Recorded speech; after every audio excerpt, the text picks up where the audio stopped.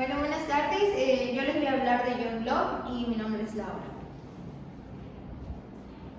En primera parte les voy a mencionar quién fue John Locke y cuándo nació.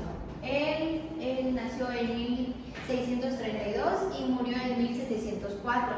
Fue un filósofo y médico inglés del siglo, conocido por ser uno de los representantes del empirismo y al mismo tiempo ser el padre del liberalismo clásico. Recordemos que en este tiempo John Locke vivía donde pues estaba muy marcado la religión y la política.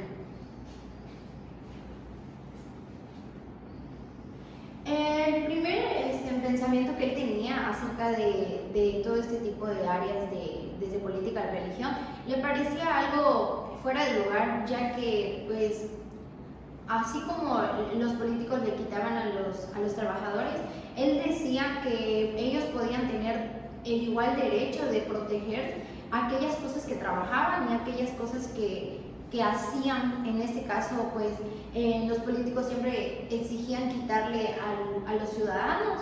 Entonces, su mentalidad de él fue que cada uno tiene libertad de como que tener lo que ellos trabajan y lo que ellos ganan, ¿no? Entonces también en la religión su pensamiento era el que cada una de las personas tenía el derecho a escoger en qué creer.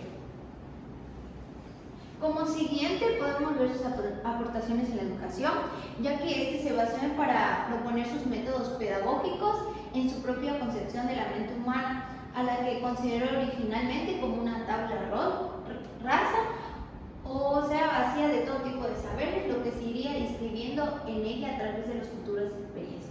Ok, les voy a mencionar 4 puntos que él veía muy importantes para la educación, que es tabla rasa, que como mencioné, él decía que los niños desde que nacen son como una tabla, que ahí cada conocimiento o experiencia se quedaba marcadas en ellas. Entonces, él daba a entender de que los niños son como una esponja, que absorbían todo lo que les enseñaban o lo que veían de sus padres o de la gente. Como segundo punto, mente y cuerpo.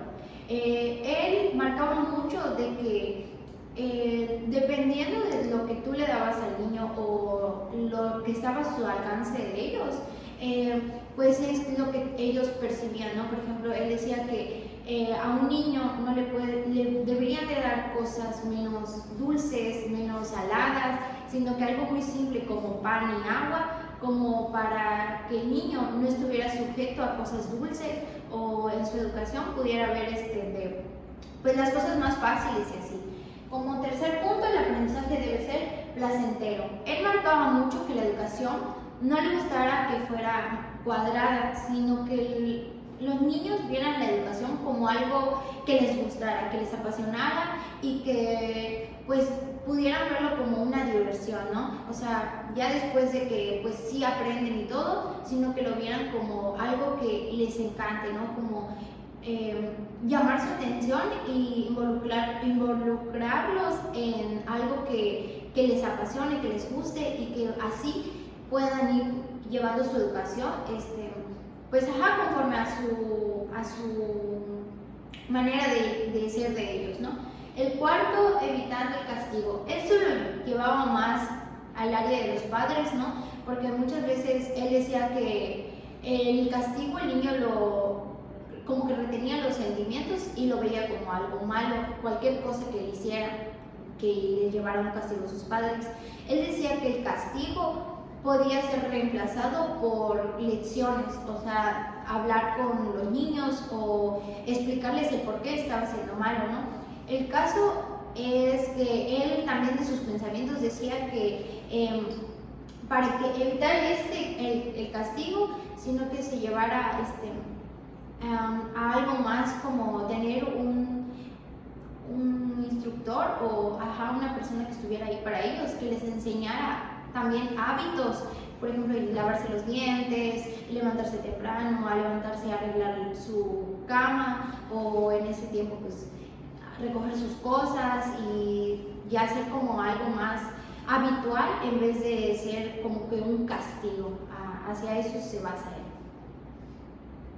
Y una de dos de sus obras más importantes fue Ensayo sobre el entendimiento humano, y este se basó, fue revolucionario en varios aspectos, ya que representaba el primer trato sistemático sobre la cognición humana.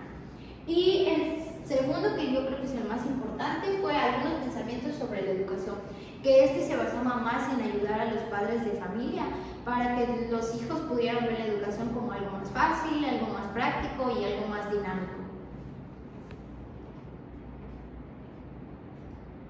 Y algunas de sus aportaciones fue la división entre conocimiento racional y conocimiento relevado.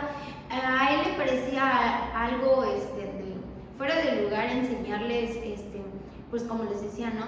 Hábitos, que eso pues ya viene siendo más en la casa, más de ellos, ¿no? Y algunos más relevantes como el ser cuidadoso con sus cosas, el aprender, pero también enseñar hacia otros niños, impartir lo que ellos conocen. El segundo, se discute por primera vez la separación de la religión del Estado, ya que en ese tiempo recordemos que pues la religión marcaba mucho de influencia hacia la educación, entonces a él le parecía algo innecesario tener que estar relacionado el conocimiento, la religión con el Estado. Como tercero, la relación entre derechos naturales y derechos civiles. Esto se basa en que el niño no tenía que influir en su trabajo o el trabajo de sus padres para él ser una persona, sino que si él quería ser, no sé, un agricultor y sus papás eran algo así como madera o construir cosas, pues él podría hacer eso sin necesidad de seguir la costumbre de sus papás. Los límites del poder del gobierno. Él también limitaba mucho el gobierno a que pues no influyera tanto, sino que sí aportara, pero no influyera en cada maestro que había en ese tiempo. Y en ese contexto Locke comienza a escribir el ensayo sobre el conocimiento humano, que fue pues su primer libro que yo mencioné.